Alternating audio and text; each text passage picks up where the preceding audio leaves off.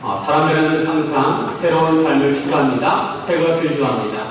새로운 집을 좋아하고, 새로운 차를 좋아하고, 새로운 옷을 좋아하고, 새로운 구두를 좋아합니다. 나의 인생에 어떤 새로운 일이 일어나고 좋은 일이 일어나기를 항상 기대합니다. 그러한 기대감을 가지고 살아갑니다. 여러분은 여러분 삶 가운데 어떤 새로운 일을 기대하고 있습니까? 사람들은 새로운 일을 기획하고 그것을 이루기 위해서 달려갑니다. 요즘 세상이 얼마나 빠르게 변하는지 격세지감을 듭니다. 10년 만에 전에 살던 곳이나 알고 있던 그런 곳을 가보면 많은 것이 변화가 일어나 있습니다. 길을 알 수가 없습니다. 신도시가 뚝딱 생기기도 하고 또 새로운 길이 만들어지기도 합니다. 어떤 건물이 들어오기도 하고 있는 건물이 없어지기도 합니다. 그래서 10년 뒤면 강산도 변한다 이런 말이 생기는지 모르겠습니다. 사람들은 새로운 일을 추구합니다. 그런데 원래 하나님께서 새로운 일을 시작하셨습니다. 하나님께서 매일 우리에게 새날을 주십니다. 매일매일 새날을 주셔서 그 전날에 아무리 피곤하다 하더라도 잠을 자고나고 새날을 맞이하면 하나님께서 우리의 몸을 새롭게 하시고 우리의 마음을 새롭게 하셔서 새날을 또한 살아가게 하십니다. 우리를 리프레시하게 하십니다. 오늘 본문에서 하나님께서는 우리에게 새 일을 기대하는 말씀하십니다. 43장 19절 말씀 같이 한번 우리 읽겠습니다. 시작. 보라, 내가 새 일을 하리니 이제 나타낼 것이라. 너희가 그것을 알지 못하겠느냐? 반드시 내가 광야의 길을 사막의 강을 내리니. 하나님께서 이제 새 일을 나타낼 것이라고 하십니다. 아무도 다니지 않은 광야의 길을 내시고 우리 위한 사막의 강을 내실 것이라고 하십니다. 지금도 하나님께서는 새로운 일을 행하십니다. 그리고 하나님께서 우리로 하여금 하나님의 새로운 일에 동참하게 하십니다. 우리 하나님의 새로운 일에 동참하기 위해서 우리가 어떻게 해야 할까요? 이 시간 함께 나누기 원합니다. 첫째로 새롭게 살아야 합니다. 우리가 하나님의 새로운 일에 동참하기 위해서는 우리의 사랑을 새롭게 해야 합니다. 하나님께서 인간을 왜 창조하셨습니까? 여호와 하나님은 창조주 하나님이십니다. 하나님은 무에서 유를 창조하시고 없는 것에서 있는 것을 창조하십니다. 그러기 하나님께서는 지금 존재하지 않지만 새로운 것을 창조하실 수 있으십니다. 지금까지 없었던 일을 새롭게 하실 수가 있으십니다. 우리 하나님은 창조주 하나님이십니다. 하나님께서 태초에 천지를 창조하셨습니다. 빛을 만드시고 공창을 만드시고 바다와 땅을 만드시고 해와 달을 만드시고 그리고 새와 물고기를 만드시고 생물을 각기 종류대로 짐승을 각기 종류대로 만드셨습니다. 그리고 마지막 날에 인간도 만드셨습니다. 하나님께서 광활한 우주 천지를 만드시는 모습을 재현할 수는 없지만 아마도 그 광경을 우리 눈으로 본다면 아마 장관일 것입니다. 그런데 하나님께서 인간을 만드신 이유는 인간을 사랑하시기 위해서입니다. 인간을 위해서 에덴을 만드시고 하나님의 형상을 닮은 인간을 만드시고 함께 교제할 때 하늘에 기뻐하시고 영광을 받으시는 것입니다. 하나님께서 왜 인간을 만드셨느냐? 인간을 사랑하기 위해서. 인간을 사랑하기 때문에 인간을 창조하신 것입니다. 하나님께서 만드신 생명체는 아주 특별합니다. 하나님께서 만드신 세계는 우리가 다 이해할 수 없습니다. 지구에서 가장 가까운 화성까지 우주선을 타고 9개월을 가야 도착을 할 수가 있습니다. 그리고 가장 먼 은하계는 빛의 속도로 134억년을 가야 합니다. 이렇게 우주가 광활합니다. 우주는 지금도 팽창하고 있다고 합니다. 그러면 아직 우주가 팽창하지 않은 그 공간은 어떤 공간인가? 우리가 알 수가 없습니다. 중요한 것은 천지를 하나님께서 창조하셨다는 것입니다. 그 하나님께서 우리를 사랑하시려고 우리를 창조하셨습니다. 태초에 아담과 하와를 흙과 갈림뼈로 만드셨고 그 그 위의 인간들은 태어나게 하셨습니다. 엄마의 뱃속에서 정정한 안정함을 낳은 성난을 만드시고 머리가 생기고 척추가 생기고 손발이 생기고 눈, 코, 입이 생기게 하셨습니다. 이 모든 과정이 저절로 이루어지는 것이 아니라 하나님의 섭리에 의해서 생명이 창조되는 것입니다. 우리 몸은 어른이 60조의 세포가 있다고 합니다.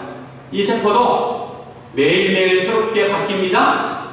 몇 년에 한 번씩 우리의 모든 세포가 완전히 탈바꿈하게 됩니다. 하나님의 섭리 가운데 이 모든 것들이 이루어지는 것입니다. 하나님의 창조에 의해서 모든 생명이 생기고 사람도 태어나게 되었습니다. 이 생명이 너무도 신비합니다. 이 광활한 우주에 생명을 발견할 수가 없습니다. 지금까지 오직 지구에만 생명체가 살고 있고 인간이 살고 있습니다. 하나님께서 사랑의 마음으로 우리 인간을 만드신 것입니다. 하나님께서는 인간에 대한 사랑의 마음을 보이시려고 사랑의 마음으로 이스라엘 백성들을 만드시고 그들을 선택하셨습니다. 우리 1절 말씀 같이 한번 읽겠습니다. 1절 야곱아 너를 창조하신 여호와께서 지금 말씀하시느니라. 이스라엘아 너를 지으시니가 말씀하시느니라. 너는 두려워하지 말라. 내가 너를 구속하였고 내가 너를 지명하여 불렀나니 너는 내 것이다. 하나님께서 우리를 창조하셨을 뿐만 아니라 죄를 지은 우리를 죄로부터 구하셨고 우리를 주관하십니다. 하나님께서 내가 너를 지명하여 불렀다고 하십니다. 너는 내 것이다. 여기서 내가 너를 지명하였다고 불렀다는 것은 바로 혼인 언어입니다. 신랑이 신부를 부를 때 사용하는 언어입니다. 신랑이 신부에게 하는 말입니다. 내가 너를 불렀나니, 내가 너를 지명하여 불렀나니 너는 내 것이다. 너는 나의 신부라. 이런 의미입니다. 옛날에 텔레비전에 보면 선남선녀가 나와서 호감이 가는 상대에게 사랑의 잣대기로 가리키는 그런 프로그램이 있었습니다. 그와 같이 하나님께서도 사랑의 잣대기로 우리를 가리키시는 것입니다. 너는 나의 것이다. 너는 나의 신부다. 우리는 하나님의 신부입니다. 하나님께서는 이스라엘 민족을 신부로 삼으시고 신랑이 신부를 보호하듯이 보호하십니다. 내가 물 가운데로 지날 때 내가 너와 함께 할 것이다. 우리 너를 침몰하지 못할 것이다. 내가 물 가운데 지날 때에도 하지도 않을 것이다. 하나님께서 왜 이렇게 하실까요? 하나님께서 사랑하시기 때문에 그렇습니다. 하나님께서 신랑이 신부를 사랑하듯이 그처럼 보호하시고 사랑하신다는 것입니다. 4절에 보면 4절 말씀 내가 내 눈에 보배롭고 존귀하며 내가 너를 사랑하였은즉 내가 내 대신 사람들을 내어주며 백성들이 내 생명을 대신하리라. 하나님께서 하나님의 백성을 사랑하심으로 다른 민족으로 성장물을 삼으십니다.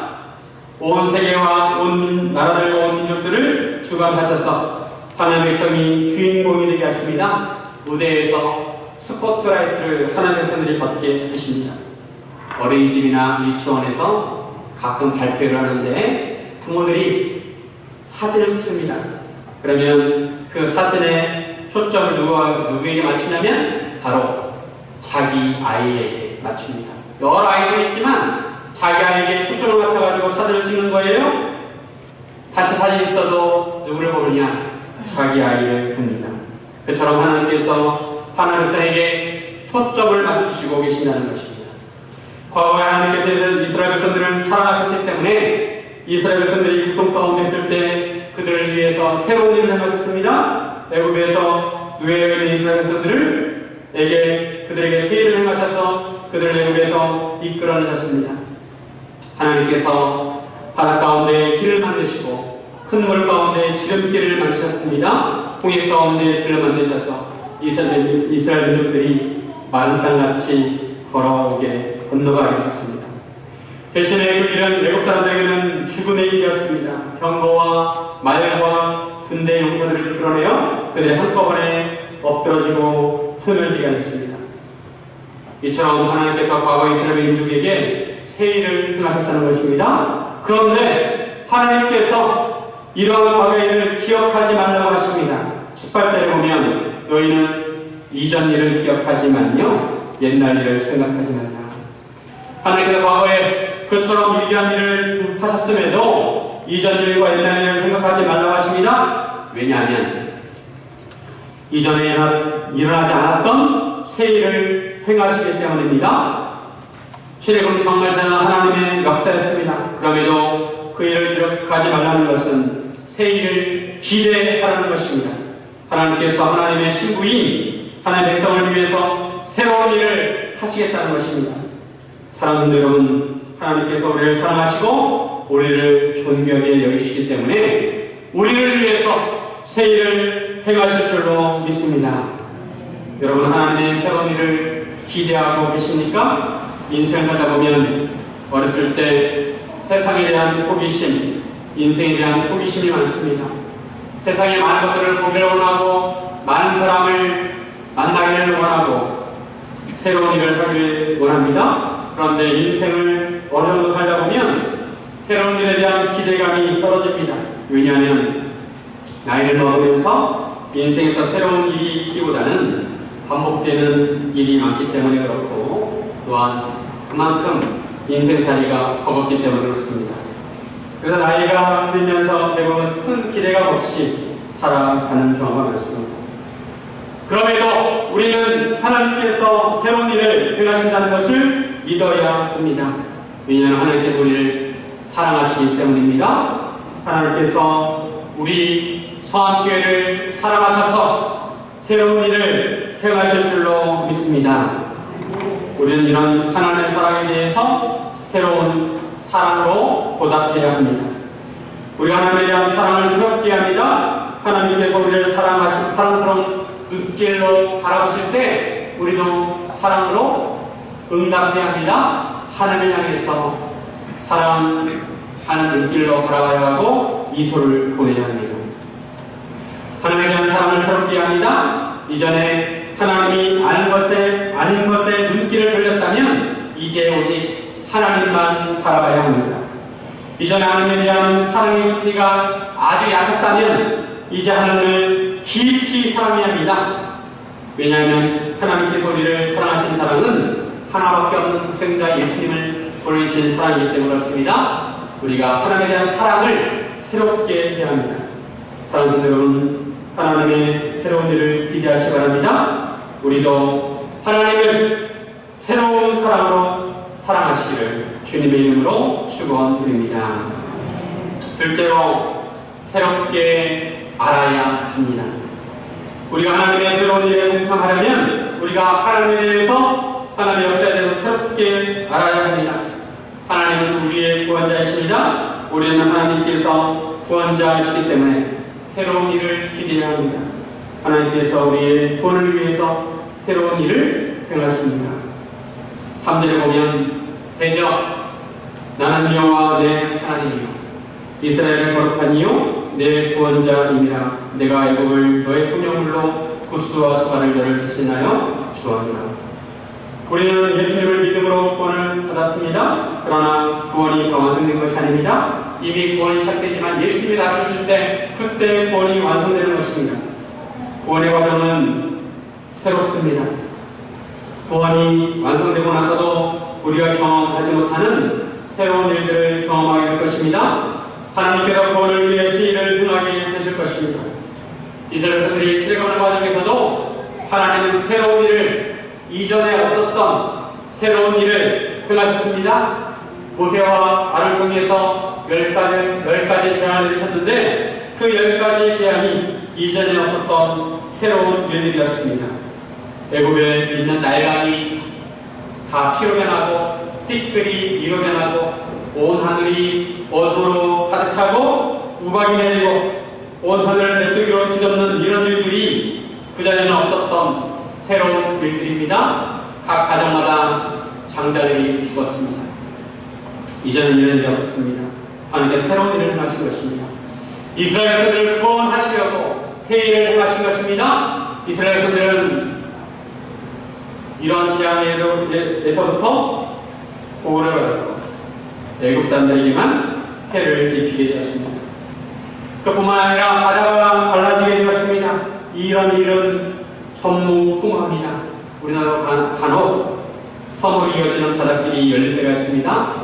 민물일 때는 바닷물로 뒤덮였다가 썰물 때는 바닷물이 빠지고 육지가 되는 길이 있습니다. 그러나 홍익길은 그런 수준이 아닙니다. 하나님께서 밤새 바람을 부셔서 물벽을 황송하게 하신 것입니다. 과에서는 하나님께서 불기둥과 구름기둥을 만드셨습니다. 성막 위에 불기둥과 구름기둥은 자연선으로 설명할 수 없는 것입니다. 안식일을 위하고 매일 아침마다 만나를 내리셨습니다. 이스라엘 백성들을 구원하시기 위해서 하나님께서는 새 일을 행하셨고 이스라엘 백성들은 새로운 체험을 하게 된 것입니다. 그런데 이스라엘 백성들이 이제 여호와 하나님을 멀리해서 그들의 눈에 있지만 그들이 보지 못하고 그들의 귀가 있지만 듣지 못하게 되었습니다. 그러면서 하나님께서는 그들을 하나님의 증인으로 세우십니다. 8절 이후에 보면 갑자기 법정 분위기로 바뀝니다. 하나님께서 열방들과 민족들을 모아놓고 말씀하십니다. 너희가 속한 신들이 참 신인지 증명하는 것입니다. 그러나 그들은 그것을 증명할 수 없습니다. 이방신은 다 참신 아니기 때문에 그렇습니다. 하나님께서 재판장에서 이스라엘 백성들을 증인으로 세우십니다. 8절에 보면 눈이 있어도 보지 못하고 귀가 있어도 듣지 못하는 백성을 이끌어내라. 그런데 참 이상합니다. 증인의 역할은 자기가 본 것을 말하고 자기가 든 것을 말해야 합니다. 그런데 하나님께서 세우신 증인은 눈이 멀어서 눈이 있어도 보지 못하고 귀가 있어도 듣지 못하는 백성이었습니다. 이스라엘 백성들은 죄로 인해서 하나님에 대해서 시각장애인, 청각장애인이 되었습니다. 증인들은 하나님의 재판장에 모인 열방과 민족들에게 하나님에 대해서 증언하였습니다. 하나님은 어떤 분이신지, 지금까지 하나님은 이스라엘 백성을 구원하기 위해서 어떤 일을 행하셨는지 말해 주어야했습니다. 이스라엘 백성들이 증언해야 할 내용은 오직 여호와 하나님만이 참 하나님이시라는 것입니다. 오직 여호와 하나님만이 유일한 구원자라는 것입니다. 하나님께서는 지금까지 그들에게 알려주셨고 그들을 구원하셨고 그들에게 보여주셨습니다. 우리 10절 말씀 같이 한번 읽겠습니다. 10절 시작. 나 여호와가 말하노라. 너희는 나의 증인 나의 성으로 택함을 입었나니 이는 너희가 나를 알고 믿으며 내가 그인 줄 깨닫게 하려 함이라. 나의 전에 지음을 받은 신이 없었느니라. 나의 후에도 없으니라. 여호와의 구원자가 없었다는 것입니다. 이스라엘 백성들은 다른 구원자를 경험해 본 일이 없습니다. 오직 여호와 하나님만이 그들을 구원하셨습니다. 이제 하나님의 백성은 이런 하나님을 새롭게 알아야 합니다. 눈을 새롭게 해서 다시 보고 깨달아야 하고 귀를 새롭게 해서 다시 들어 깨달아야 한다는 것입니다. 증인은 새로워져야 합니다. 하나님만의 유일한 구원자라는 것을 새롭게 알아야 한다는 것입니다. 이제 여호와 하나님께서 새로운 구원을 다시 바벨론의 포로로 끌려간 이스라엘 백성들에게 보이실 것입니다. 이전에는 물을 갈라지게 하셔서 구원하셨지만 이제 사막에 길을 내시고 광야에 길을 내시고 사막에 강을 내셔서 포로로 잡혀간 이스라엘 백성들을 구원하실 것입니다. 하나님께서 이스라엘 백성들로 하여금 새로운 구원을 기대하라고 말씀하십니다.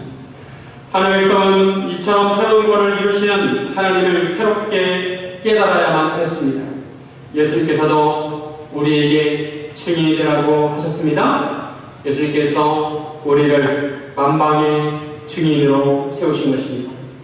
오직 예수님만이 구원자라는 것을 선포하는 것입니다. 모든 민족에게 예수님께 배운 것을 가르쳐 지키게 하는 것입니다. 그리고 예수님의 사도들과 제자들을 통해서 교회가 세워지게 하시고 구원의 역사가 계속해서 일어나게 하셨습니다. 지금도 매일매일 구원의 새로운 역사가 일어나고 있습니다.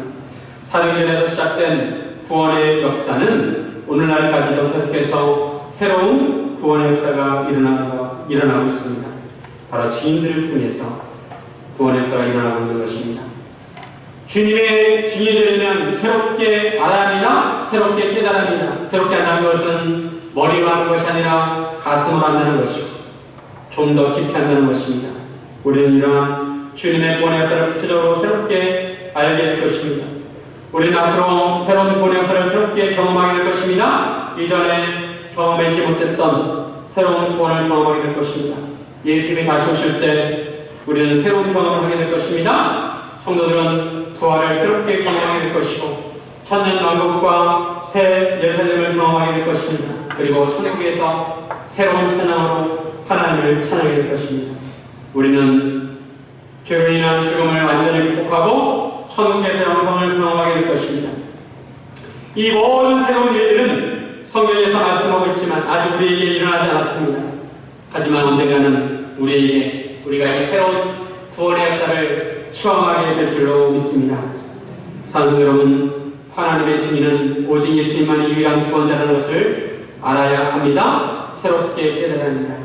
우리가 하나님의 구원 역사를 새롭게 알고 주님의 증인이 되어서 새로운 구원 사역에 동참하기를 주님의 이름으로 축원드립니다. 셋째로 새롭게 기대해야 합니다. 하나님 믿는 자가 새롭게 기대할 수 있습니다. 우리가 새로운 일과 새로운 삶을 기대해야 하는 이유는 하나님께서 주권자이시기 때문입니다. 하나님께서 이 세상의 모든 역사와 모든 나라와 모든 인생과 모든 일들을 주관하십니다. 하나님께서 지금까지 세상의 역사를 주관하신 것처럼 앞으로도 세상 역사를 주관하시고 인간의 인생들을 주관하실 것입니다. 하나님께서 갈대아에 포로로 잡혀있는 이스라엘 백성들을 구원하시기 위해서 바벨론에 사람을 보내십니다. 모든 갈대아 사람들이 배를 타고 도망갑니다. 지금 이 사연은 앞으로 이루어질 일들에 대해서 말씀하고 있는 것입니다. 실제로 여호와 하나님께서 약속하셨던 것처럼 바벨론에 포로로 잡혀 있던 이스라엘 백성들로 하여금 다시 예루살렘으로 돌아오게 하셨습니다. 하나님께서 이제 앞으로도 구원의 새 일을 행하실 것입니다. 아직도 죄의 포로로 잡혀 있는 하나님의 백성들을 구원하시기 위해서 새로운 일을 행하실 것입니다. 왜냐하면 하나님이 그렇게 약속하셨기 때문입니다. 과거에 약속하신 것을 그대로 이루신 것처럼 앞으로도 하나님이 약속하신 것을 그대로 이루실 것입니다. 광야의 길을 만드시고 사막의 강을 만드실 것입니다. 하나님께서 만들어 놓으신 길과 강을 통해서 하나님의 백성들이 돌아오게 하실 것입니다. 우리는 새로운 길을 기대합니다. 새로운 강을 기대해야 합니다. 하나님께서 만들어 놓으신 길과 강은 하나님의 백성들만 돌아오게 하는 것이 아니라 주변에도 많은 좋은 영향력을 끼칩니다. 우리 20절 말씀 같이 한번 읽겠습니다. 시작. 장차 들짐승 곧 승냥이와 가져도 나를 존경할 것은 내가 광야에 물을 사막의 강들을 내어 내 백성 내가 택한 자에게 마시게 할 것입니다. 많은 짐승들이 하나님께 감사하게 될 것이고 하나님께서 만들어 놓으신 강에서 물을 마시게 될 것입니다. 우리는 하나님을 통해 이루어질 새로운 구원의 역사, 새로운 삶을 기대해야 하는 것입니다. 우리 마음 가운데 복음을 통해서 새로운 길이 만들어지고 새로운 강이 만들어지길 바랍니다. 갈 바를 알지 못하는 우리 마음, 그 마음에 하나님께서 우리 마음 가운데 새 길을 만드시길 바랍니다. 세상 살다가 갈증을 느끼는 우리의 마음 가운데 하나님께서 새 강을 만드셔서 우리에게 우리 영혼이 살아나게 하시길 원합니다. 또한 우리만 살아가는 것이 아니라 우리가 그 복음을 다른 사람에게 소개함으로 인해서 다른 사람에게도 새로운 길이 나고 새로운 강이 나게 하기를 바랍니다.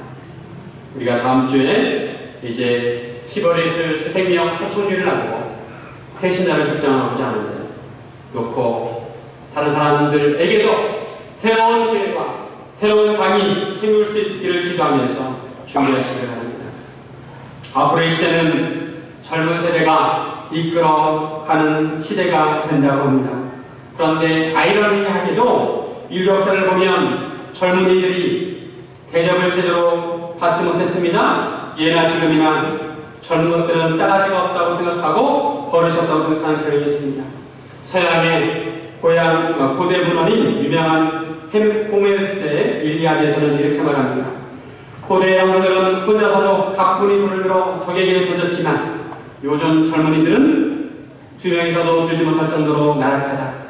이런 표현들이 계속해서 나온다고 합니다. 그러면서 폴리스의 미래가 걱정이 된다고 그런 표현이 나오고 있습니다. 소크라테스도 젊은이들은 아무 데서나 먹을 것을 싣고 다니며 버릇이 없다고 말했습니다. 동양의 한비자에서는 지금도 떨어진 젊은 녀석들이 있어 부모가 화를 내도 그치지 않고 동네 사람들이 욕해도 움직이지 않고 스승들이 가르쳐도 변할 줄 모른다. 이처럼 부모의 사랑, 동네 사람들의 힘실, 스승의 지혜라는 세 가지 도움이 더해져도 끝내 믿음도 하지 않는다. 이렇게 기록하고 있습니다. 그런데 미국의 유학자인 마거릿 미드는 청년들이 앞으로 미래를 선도할 것이라고 주장합니다. 즉, 기성세대가 청년에게 배워야만 하는 시대가 온다는 것입니다. 마거릿 미드 박사가 미국에서 이주해온 사람들을 관찰을 해보니까 세대별로 적응력이 달랐습니다. 기성세대는 적응력이 뒤떨어져서 새로운 환경에 제대로 잘 적응하지 못했습니다. 하지만 젊은 세대는 부모보다 더 빨리 적응했다고 합니다. 말도 빨리 배우고 빨리 습득해서 사회에 더 잘 적응했다고 합니다. 앞으로 세대는 빠른 변화가 일어나는 시대입니다. 청년이 스승이 될 거라는 것입니다. 새로운 핸드폰이 나오면 그 핸드폰을 부모들은 자녀에게 사용법을 배웁니다. 농경사회는 나이가 먹을수록 지혜로워졌지만 자본주의 사회에서는 어른의 지혜보다 욕망을 추구하는 시대가 될 거라는 것입니다. 요즘은 왕년의 말이야, 옛날의 말이야 라고 말하는 사람들은 꼰대라고 합니다. 왜냐하면 새로운 시대는 옛날의 고정관념이나 경험과 지식과 정보가 다 틀리기 때문에 그렇습니다. 옛날의 지식과 정보들은 이제 더 이상 맞지 않습니다. 새로운 시대는 새로운 정보와 새로운 지식이 필요한 것입니다. 그래서 우리는 젊은이들을 주목해야 합니다. 새로운 세대를 주목해야 합니다. 요즘 베스트셀러 중에 90년생이 운다는 책이 있는데 90년대생의 특징은 간단. 그래서 말할 때도 줄임말을 많이 씁니다. 네, 뻥이요 이런 말 쓰는 사람들은 70년대생입니다. 70년대생. 반가 이런 말을 쓰는 사람들은 80년대생입니다. 90년대생은 온라인 게임이 발달해서 온라인 게임의 언어를 많이 쓴다고 합니다. 득템은 상품을 얻었을 때 쓰는 말이고, 즉 무엇을 얻었을 때 득템했다고 하고, 누군가를 보내주는 경우는 쉘드친다고 합니다. 쉘드친다. 또한 아싸라는 말은 외톨이를 의미합니다. 아웃사이더의 줄임말입니다. 그 반대는 인싸입니다. 인사이더의 줄임말입니다. 그리고 어사는 안행어사의 줄임말이 아니라 어색한 사이의 줄임말입니다. 문화상품권을 문상이라고 하고, 아는 아이스 아메리카노. 할만하는 할 말은 많지만 하지 않겠다는 줄임말입니다. 왜 이렇게 요즘 세대들이 말을 줄여서 사용할까요? 요즘 인터넷으로 소통을 많이 합니다.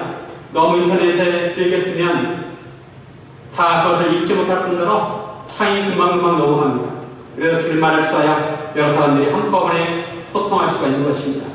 이러한 현상을 좋다, 나쁘다 평할 수 없습니다. 젊은 세대의 문화로 받아들여야 합니다. 세상은 우리가 원치 않아도 변해갑니다. 앞으로 나타날 새로운 세대는 또 어떤 특징을 가질지 알 수 없지만 분명히 새로운 문화에서 살아가게 될 것입니다.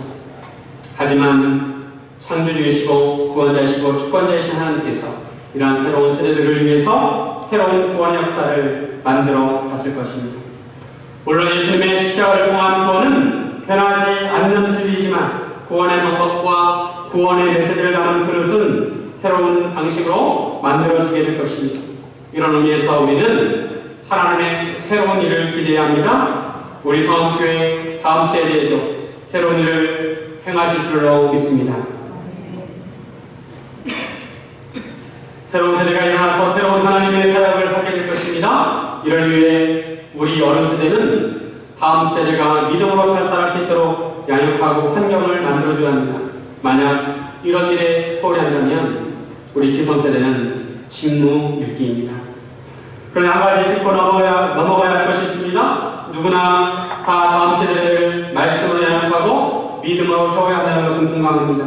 그런데 막상 누가 할 것인가 물으면 선뜻 대답을 하지 않습니다.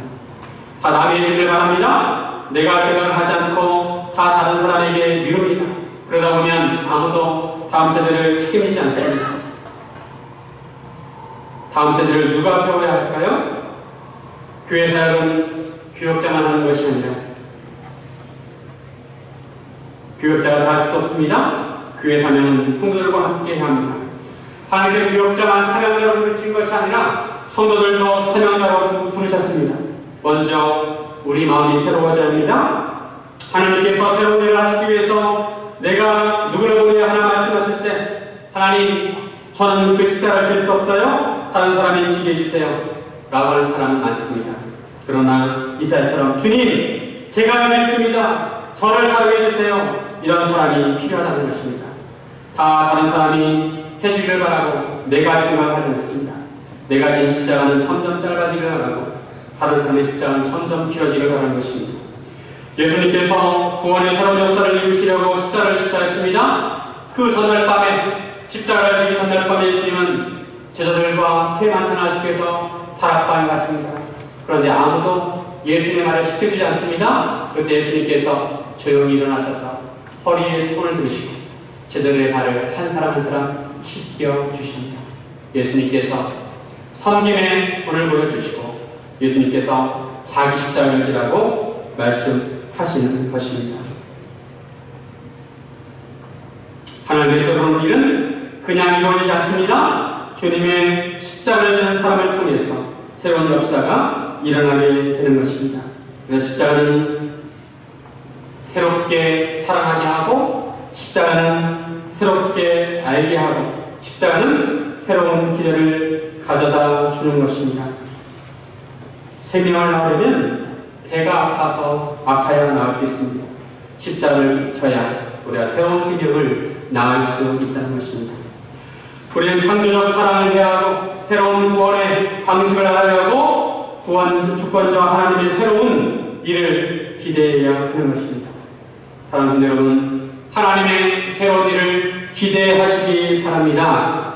그러려면 성령으로 마음의 변화를 받아 하나님을 새롭게 사랑해야 하고 하나님의 역사를 새롭게 알아야 하고 새로운 삶을 기대해야 한다는 것입니다. 우리 성교회의 새로운 하나님의 일이 이루어지기를 주님의 이름으로 축원드립니다. 이렇게 기도하겠습니다. 사랑과 은혜의 아버지, 영적으로 죽어 있어서 보지도 못하고 듣지도 못하는 우리를 부르셔서 하나님의 증인으로 세워주시니 감사합니다. 우리가 하나님의 증인으로 여호와 하나님만이 참 하나님이시고 예수님만이 유일한 구원자이심을 선포하게 하여 주옵소서. 우리가 우리에게 주신 십자가를 잘 감당함으로 하나님의 새로운 역사가 우리 성화교회를 통해서 이루어지게 하여 주옵소서. 예수님의 이름으로 기도드립니다. 아멘.